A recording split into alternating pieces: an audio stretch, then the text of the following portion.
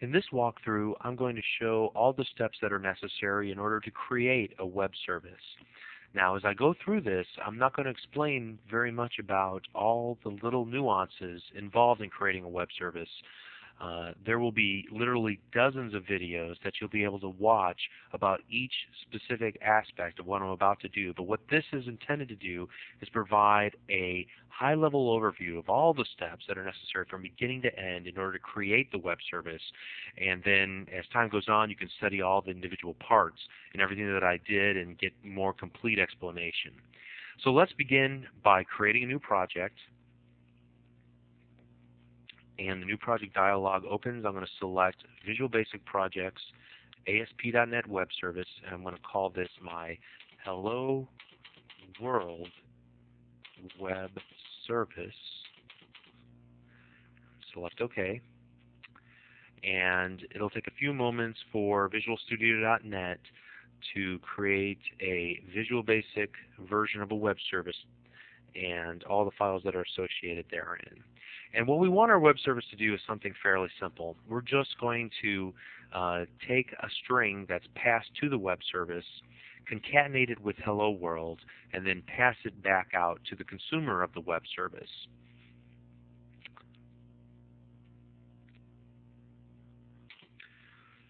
So once my new project has been created, I'm going to first rename my web service.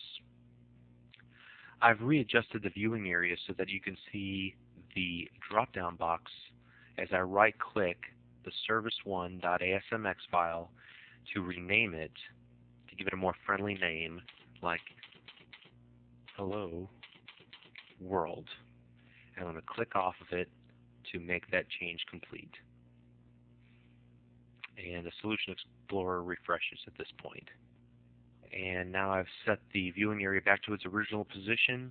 And what I want to do now, because I like working with showing all files, the code behind files included, I'm going to select the hello world.asmx.vb and select the view code icon. And in the main area, I'm going to see the code area for this web service. I'm going to move the Solution Explorer over, and I'm going to scroll down to the very bottom.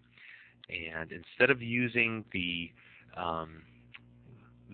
web service that's provided for us, the Hello World web service, I'm going to leave it commented out and create my own.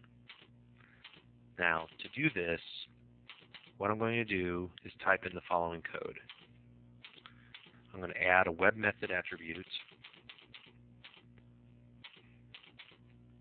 and I'm going to add public function hello world, but mine is going to be a little bit different. I'm going to add a byval as my value as a string, and then my web service is going to return a string. When I do this, notice that Visual Studio.NET adds the end function since I created the public function hello world, and it also tabs and indents in nicely for me. And here what I'm going to do is put hello world equals hello world, and then I'm going to concatenate the value that's passed into the web service. And there it is, except I misspelled world.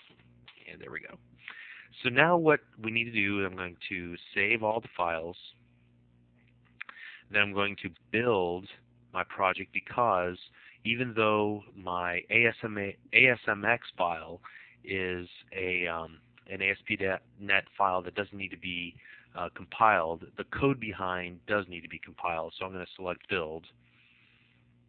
And notice in the output window below that it says that the project succeeded in compiling.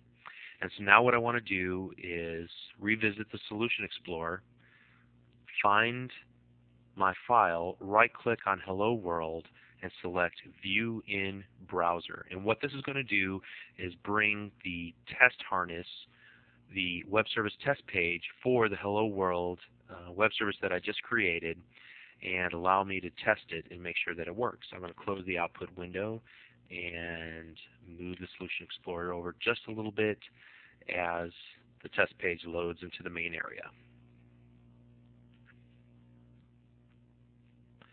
So here in the main area, we see the web service help page that was dynamically generated specifically for the Hello Web Service that we created. Now, the first thing to note is that it's still named Service 1, even though we renamed it. Because even though we renamed the file, the asmx file, what we did not do was rename the class. And that's nothing to really worry about now. In a future video, we'll explain how to do this and what the ramifications are. Then also, the next thing I want you to notice is down here below, there is a warning regarding the default namespace for this web service.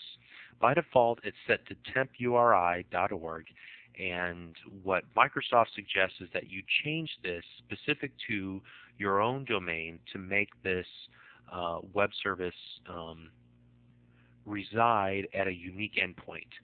And we're not going to worry about this for right now. For our purposes, we can still test the web service without setting these things. But again, in a future video, what you'll be able to see is how to change this default namespace to your own namespace specific to your organization.